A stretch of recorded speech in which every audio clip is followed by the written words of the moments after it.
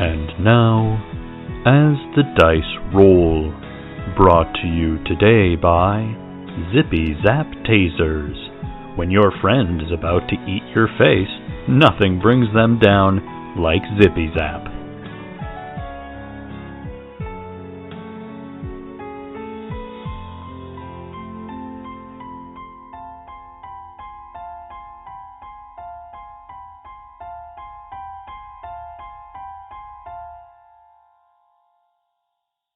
Previously on What Is Not.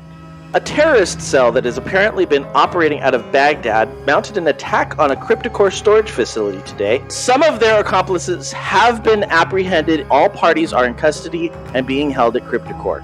So lay low for the night and make a plan. The company is associated with one of 9 organizations. Where's Daisy? Is she okay? What's going on? Orderlies would shuffle cryptids back and forth through the compounds. Something's in the back of their neck. Let's see if I take it out, if that makes a difference. He is starting to look like a boogeyman. In the sand of the Mojave Desert in California, off historic Route 66, sits a small desert town called Baghdad. We have some ancient prophecy that something bad's going to go down in Baghdad. It's a town of shadows and secrets, Things aren't as they seem, but we're still not quite sure what's going on. where bumps in the night aren't the house settling, trying to find answers. and the monster under your bed lies in wait for your foot to leave the safety of your covers. My mom used to tell me all of these weird stories about monsters, but I didn't really believe anything she said because, that's crazy talk.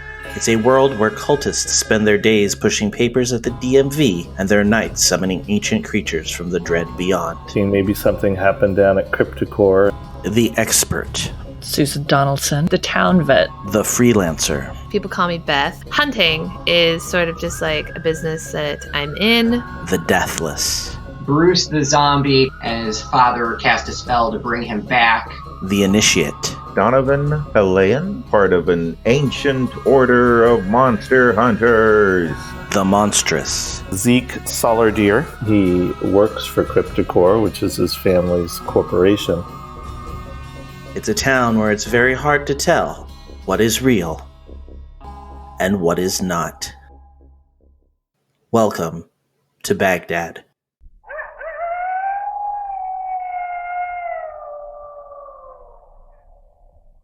So we begin this session with a orderly that is starting to look more and more like a boogeyman holding Susan by one arm, and that is where we are at. What would you like to do? Well, Susan would like to react. She's having a bad day. First, she tries to help a homeless person, gets punched in the face, and Bruce killed. She's acutely aware that Daisy still poses a risk to the group, as motherly as she feels toward her. She feels 100% responsible for getting her best friend arrested, and she wants to help Athena as well as take care of her son and her business, but now she's stuck out in the middle of nowhere, and she flew headlong into removing these chips without even talking to anyone else in the group. So Susan is pissed, which erases any anxiety she would normally feel. And the man is strong, but she pulls back her arm and she says, "Life is but a dream, motherfucker." And she attempts to slam her fist into his windpipe. Wow. All right. Wow. So we're getting a different side of Susan this session. Okay, roll kick some ass. It's more like kick some serious ass. Damn. Rolled a 6 with 1 tough, so that's a 7.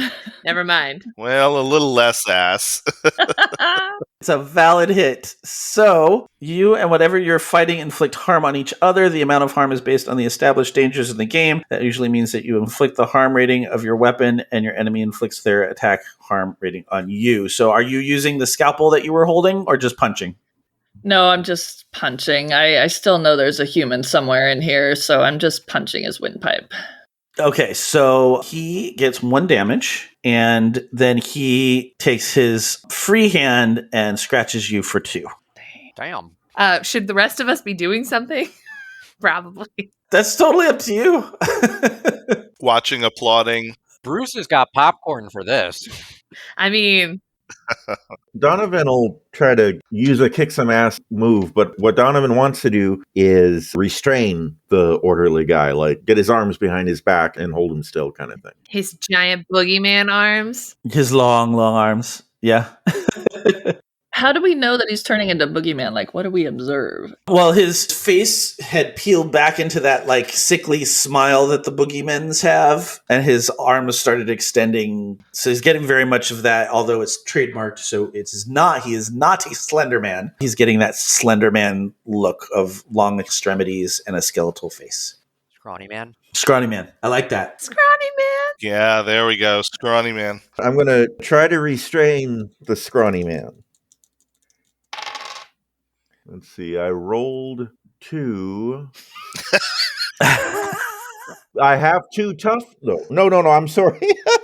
I rolled a 2 and a 4. So I rolled 6 and I have 2 tough. So that's 8 total. Thought you rolled snake eyes. I was like, damn, 4? Whoa. 8 total. Okay. That's much different than a 2. Yes. No, not that bad. I was like, Donovan might have died right now, guys. You're trying to grab him from behind. Yeah, I'm trying to restrain him so he can't attack Susan or anybody else. I'm trying to just wrap my arms around him, bear hug him from behind and just try to hold him still. Okay, so you have grabbed both of his arms, but they're very rubbery and almost like they just don't feel like solid matter like you're used to. So you do a harm to him. Okay. But his head actually completely spins around to face you. What the? And it chomps down on your shoulder. Oh my God. They bite? Oh, no. This is not all right. For 2 damage. Okay. Why? Okay. 2 scrawny damage? 2 scrawny damage. What was it that stops Boogeyman? Is it lights? I don't remember. Try it. Scrawny man. Somebody get a flashlight. Maybe he just needs a really good sandwich to kind of. Well, he thought Donovan was the sandwich right there. Well, clearly, yes. Yeah, just a little hungry. Yeah, maybe he's just hangry. Can you put the chip back in? I don't think they even got that far. No, as soon as Scalpel touched skin, the transformation started. Oh, man. Oh. So maybe we need to take the chip out. Oh, that's true. You don't even know that there's a chip. You just know that there's a scar on the back of both of their necks. What's behind that scar, you have no idea. I'm holding him still. Susan, while his head is turned around to bite me, finish your operation. I'm assuming when he scratched me, I fell onto the floor, but he's still holding my arm. So I kind of use his arm to climb back up him, and I kind of peel back where I had cut to see if there's anything in there. All right, so you're going to have to roll Act Under Pressure. Let's not investigate a mystery. Okay. We don't have time for this. Okay, so Act Under Pressure is... Oh, I use Sharp for that. Okay, so it's 7, 8, 9, 10, 11, 12. All right, so you are able to pull back a piece of the skin right underneath where the scar was, and you can see that there is some sort of mechanical computer-like chip thing there. What it will do if you remove it, you don't know. I shout, should I take it out? There's a chip in here. Oh my God, yes. I reach in and I try to remove it. I'm using the knife kind of to pop it out. Does that require a roll or? My thumb and the knife. Oh, do I want this to be Act Under Pressure, or is this a kick some ass? She's a vet. She should have skills at doing this. Yes, but she doesn't do this with an unanesthetized German Shepherd. You're fighting a living being. I'm going to say Act Under Pressure. Yeah, that sounds right. Okay.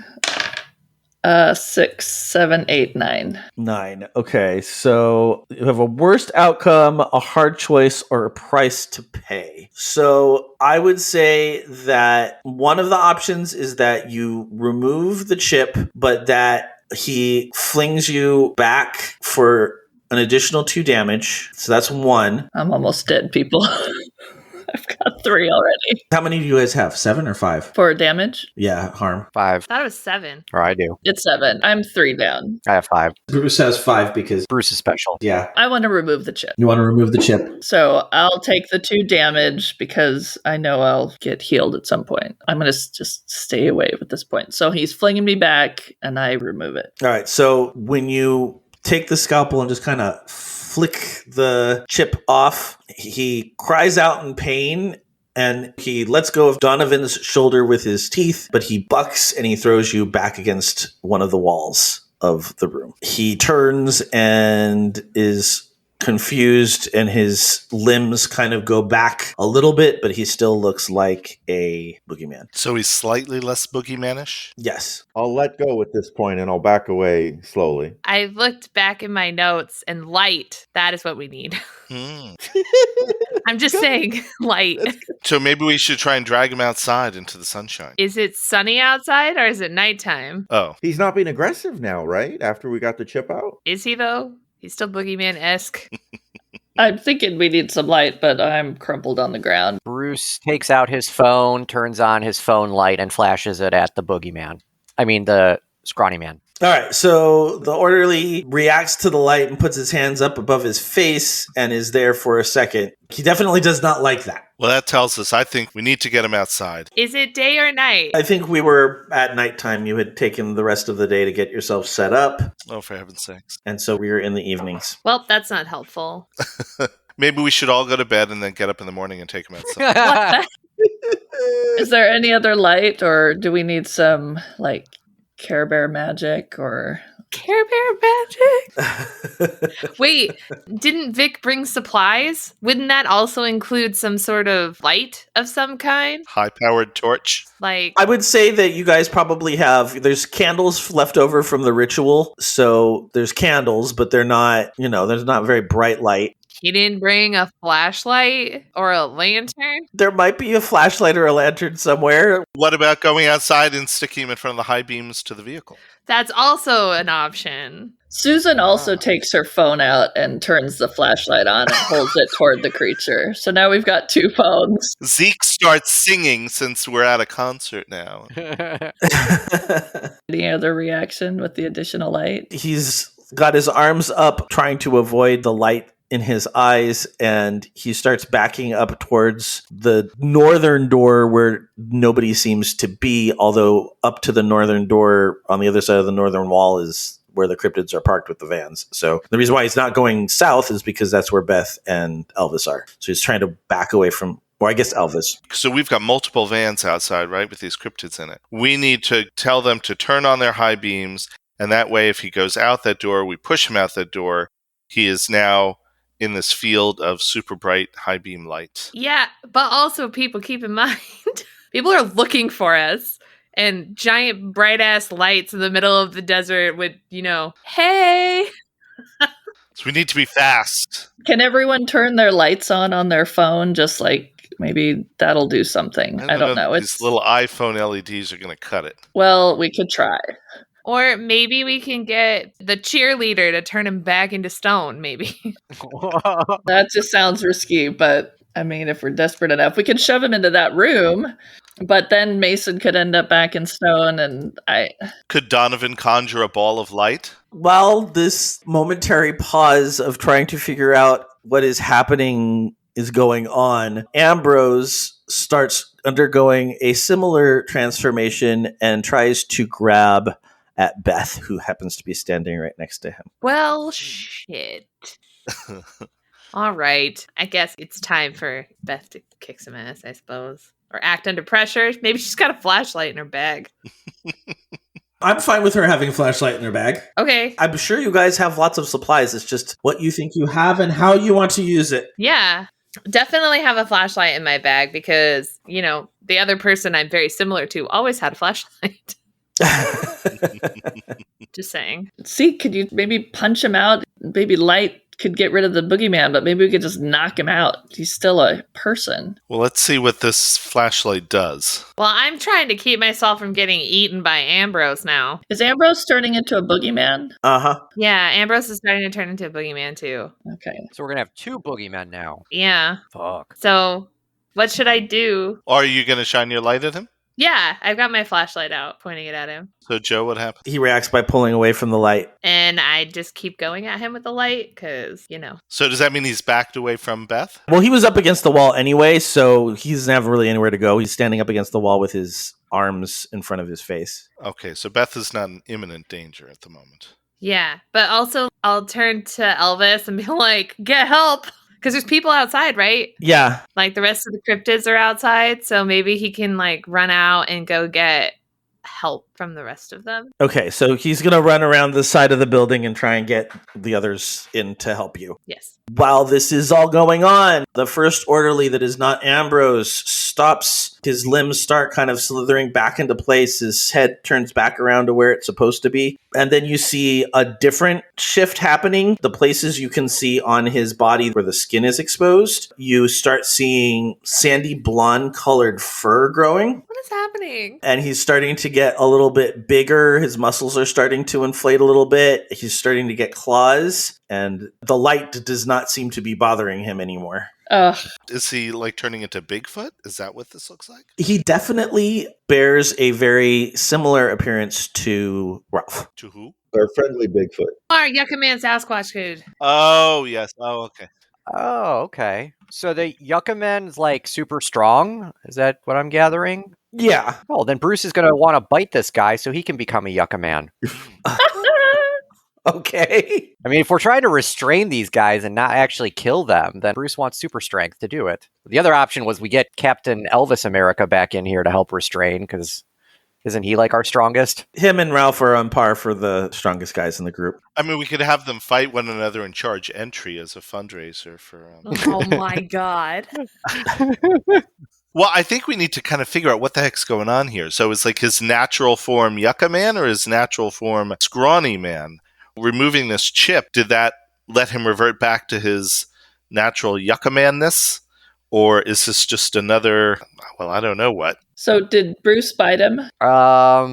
Sure. Remind me how that power works again? This is my mimic ability. Uh-huh. Intimate target buff. Take their characteristic and some of their abilities. All right. So, and do you have to roll? I think this is my ultimate, right? Right, but I think you still have to roll a kick some ass to see if you hit. Oh, okay. Well, yeah. I will try to bite him in his Yucca Man form so I can obtain some Yucca Man love. I don't want the Scrawny Man love. I want the Yucca Man love. That makes sense. Fucking A, I just rolled 2 1s. Did he miss and bite himself?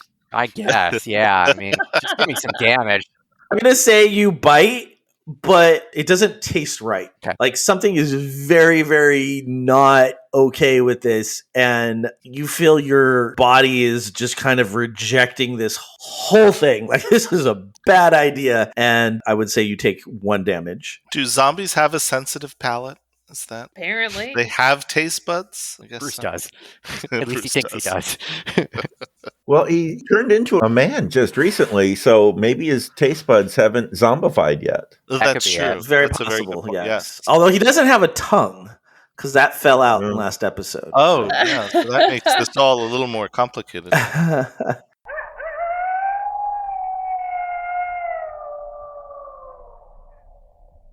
You would think zombies would get bored of eating people after a while.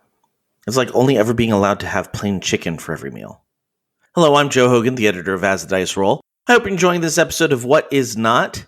You may have noticed this episode is coming out on a Sunday, and that is because I am back at work, and releasing on Fridays is just a little too hard for me to maintain during the school year. So, we will be releasing our episodes on Sundays for the foreseeable future, which will hopefully let me get episodes out even on those crazy busy work weeks.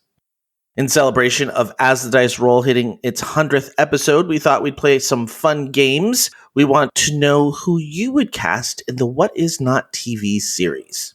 Definitely send us your picks for the 5 main characters, but feel free to throw in actors for your favorite NPCs as well. Go ahead and post your picks on social media and tag us at As the Dice Roll RP on Twitter or on Instagram at As the Dice Roll, or you can email us at podcast@asthedicerollcast.com. You can also contact us on our Slack channel and Discord server, which you can find by heading over to geekmedia.com and going to the Contact Us tab. And while we eagerly await your responses, our players have their own projects that they'll work on. You can listen to Todd on his podcasts Nerdberg Review and Farming Simulated. You can catch Katie on Tea Time with Katie and Chelsea, Can't Stop Me Loving K-Pop, and Disney Forever. And you can always listen to me on my podcast, Geektitude. That's it for me this week. I'll be back here on Sunday, August 21st, with the next episode of Cautious Optimism. And then again on Sunday, August 28th, with the next episode of What Is Not. Until then, let's see if the hunters can get these orderlies under control. Right after a quick commercial break. When toxic culture has you down. When you're just looking to laugh and have fun. Kick back and enjoy watching a video game. Or just make some new friends. It's time to visit the Geek to Geek Media Network, a community of podcasters, streamers, and bloggers. Well, more of a family than a community. All dedicated to geeking out about the things we love. Things like video games, Star Wars, comics, movies, K-pop, Disney Plus, Keanu Reeves, new, or whatever our community decides is the next best thing. That's right. We have a great online community on Slack and Discord where we chat about our weekly geekery with listeners and viewers. And each other. Yep, and each other in real time. And we can't wait for you to join us. So come check us out at geektogeekmedia.com. And escape toxic fandom for something much more... Keanu? Yes, Keanu. I grab some trash that's on the floor and I throw it at the yucca man just to get its attention. And I'm like, who are you? Are you trying to hurt us? Who are you? I'm trying to talk to it. He doesn't respond. I don't know what he would do. Ah! That was my suggestion. Thank you. He's stopped. He doesn't know what to do to react, but he's definitely on guard. Meanwhile, Ambrose, in reaction to the light, has stopped shifting into a boogeyman, but you see his eyes are kind of starting to get really, really big and turning a bright green. What the? And his teeth are getting really jagged, and he is going to let out this piercing, high-pitched scream sound, and I need you all to roll plus tough. Oh my God. What is happening? Are we gonna die? Okay, I rolled a 3. Got a 9. I got 8 plus my tough is 1, so 9. I got 6, 7, 8 plus 2. I got 10. I got an 8. Mandy, it really, really disrupts your orientation. You're very disoriented by this. You take 1 damage and you're kind of stuck. Like you're just holding your ears in ridiculous pain. Just so everyone knows, I have 6 harm. Oh my god, somebody get Susan out of here. Just an FYI. And I'm now unstable. Bruce, Beth, and Donovan, you are all very disoriented by this. It really hurts. You're kind of covering your ears, but you don't take any damage. You're just at a -1 on your next roll. And Zeke, you don't seem to be affected by this much at all. Excellent. Doesn't feel good, but maybe just the way your physiology is, it's not affecting you as badly as it's affecting you. I've been to many loud concerts. I'm very used to it. Yes. You said that there was a room in this house, right? With a lockable door or something? We said that earlier? No, there's no doors in this house. It's a square room in the middle with 2 smaller square rooms on one side and 2 smaller square rooms on the opposite side. So my thinking is, could we try and shove these creatures into one of those rooms, kind of to hold them there while we figure out what to do? If you have something to cover the doorway with, but right now there's no doors, there's no windows, it's just plywood, basically. I kind of shout to Beth from the floor, Beth, can you get out the chip? Might save Ambrose. Are the cryptids here yet? Like, how long does it take to run around the house? Well, they can come in, but what do you want them to do? I don't want them to just be controlled by me. You guys need to decide what you want to do with them. Who's with them? It's Elvis, Ralph is there, right? Elvis, Ralph, Batboy, Mothman, and then Vic's in there somewhere as well. Okay. What if, Ralph comes charging in, sees his Yucca Man twin, and like, I don't know, charges at him or something. So you want him to do a charge? Yeah. Or how does he react when he sees someone that looks like him? Yeah, also that. He's been asking about his family. He's obviously not a Yucca Man. He's just got some of the traits of a Yucca Man. Like he's got more fur, he's got more muscle, he's got the beginnings of claws. I'm guessing that there was some experimentation going on somewhere at Cryptocore, and they took the traits from the cryptids and like injected them into the people that we're dealing with. Yeah. Yeah, I think you're right. Though you would think if they were using these computer chips to do that, once it was removed, they would go back to where they were. Yeah. Well, maybe the computer chips is what was making them docile and willing to accept Cryptocore's commands. Yeah. Oh, so kind of the opposite. They were these creatures and the chips were making them more human. Well, no, I hadn't even touched the chip when he started turning into the boogeyman. Oh, true. So there must be some kind of security to keep the chip in. Can we unconscious these people somehow? Yeah, I'm sorry. I wish I could help, but I'm dying on the floor. So I think at this point it would be like an Elvis, save her. We can say that Vic is over there trying to attend to any immediate wounds. Okay. So we'll say that Susan's stabilized, but not doing well. Okay. Not fight ready. What if we managed to get these things into one of these rooms and then we had Donovan conjure a locked door or something to keep them in there? but we could still hear that one guy. So I feel like there's some knocking out needs to happen. I guess I can fight Crazy Ambrose now if you want. Okay, so what are you going to do? Okay, so the cryptids come charging in. Vic runs over to help Susan so she don't die on the floor in the middle of the desert in a house with no doors.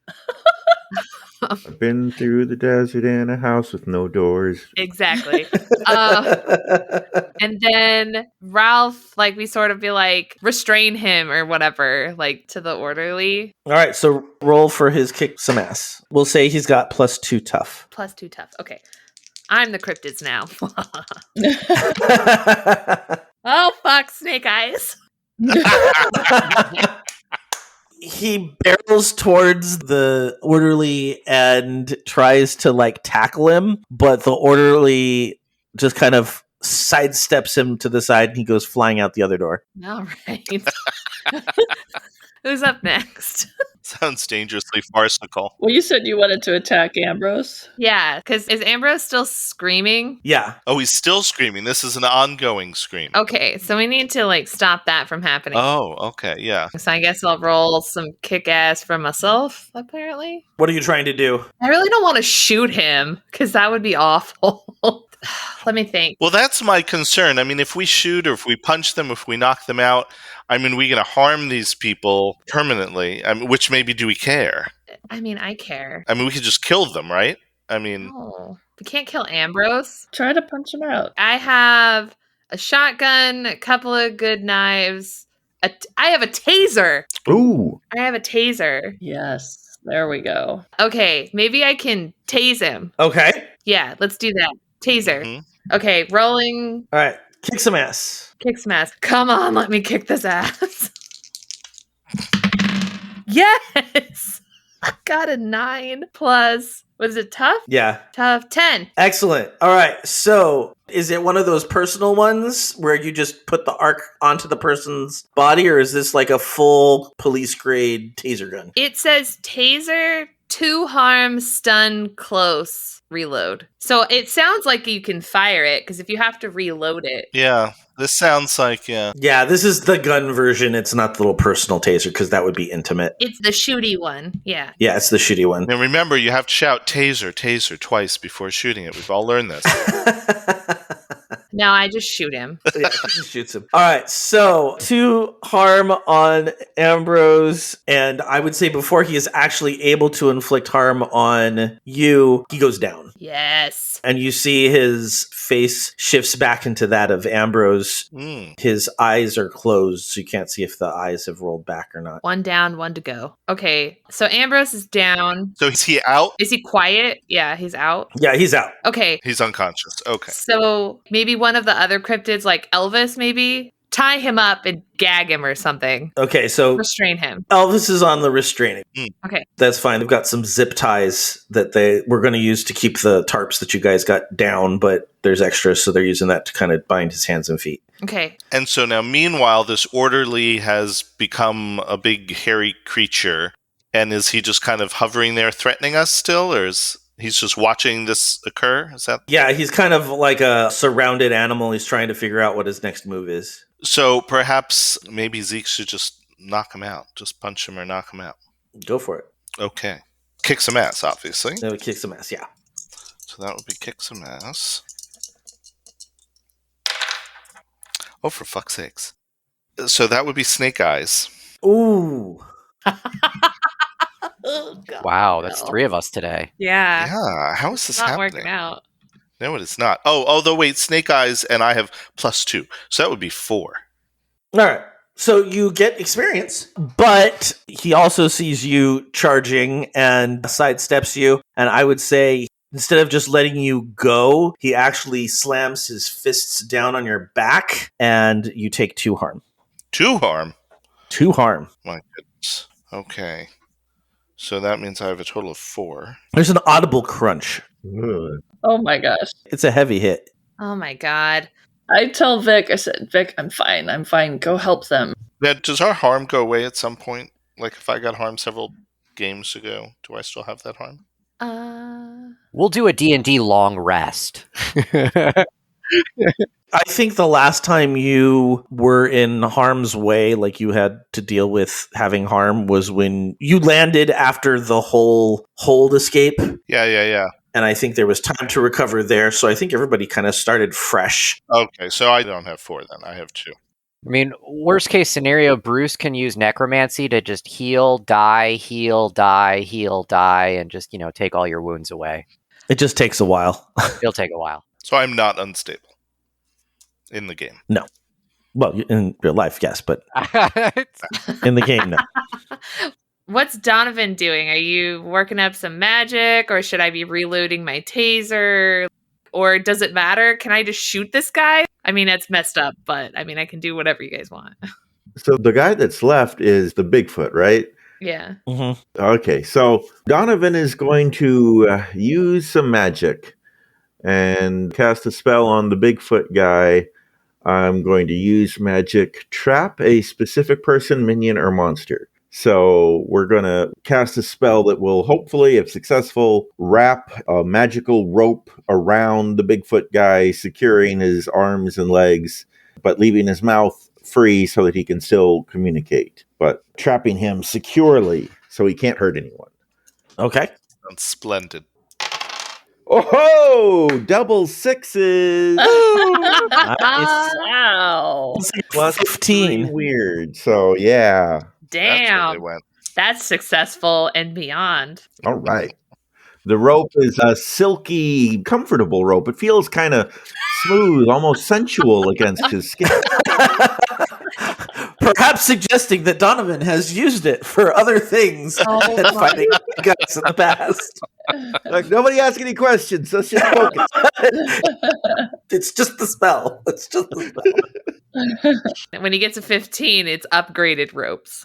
Yes, it's fancy ropes. Okay, so like a snake, this rope wraps itself around his upper arms, kind of pinning them to the sides. And like, do you want him around the feet too? Oh, yeah. Yeah, I don't want him running away. Yeah. All right, so like around the ankles. And so he's kind of like slowly feeling himself being compressed. His body starts shrinking back down, and you would think that that would let him slip out of the bonds. But no, they start shrinking down with him. And so what you are left with is a struggling man on the floor who can't get out of his bonds. His eyes are no longer rolled up behind his head. And he's like, let me go. Like he's tossing and turning and thrashing and trying to get out of the... But yet he kind of likes the silky bonds. Oh my God. And so he's kind of into this. All right. Does somebody want to interrogate him? I mean, we got questions. Well, that's true. Wait, did we only have 3 statues, right? It was Ambrose, the random orderly dude, and then Mason, right? Yeah. Okay. Whew. All right. So we good now? So we got this under control. Maybe Bruce should go help Susan because she's still dying. How much harm did you take, Susan? 18. I've got 6. Okay, I could do 4 and I'll die, and then I can come back and do 2 more. No, just give me 2 and then won't be dying anymore. All right. I can use magic to heal 1 harm from an injury. Mm. I'm going to go ahead and do that. I'm going to cast my heal spell on Susan. Okay. Okay. Do I need to roll for that, Joe? Or Yes, you do. okay. Everyone remember how successful my last spell was. Uh-oh. Snake eyes. You're going to kill her. I just want everyone to remember the big success. The 12. Okay, 7 plus 3 weird is 10, so that's good. Oh, yay. So 1 harm, no glitches. All right. Okay, I can give you up to 4. I'll die, but I'll come back. Don't die, just give me 2. All right, so I will take 2 harm and take away 2 of your harm, and we'll make it like Mr. Miyagi style. He's like, rubs his hands together, heals. Susan's feeling so much better. Thank you. She's kind of crawling off the floor and she's looking around just like, oh my gosh, you guys.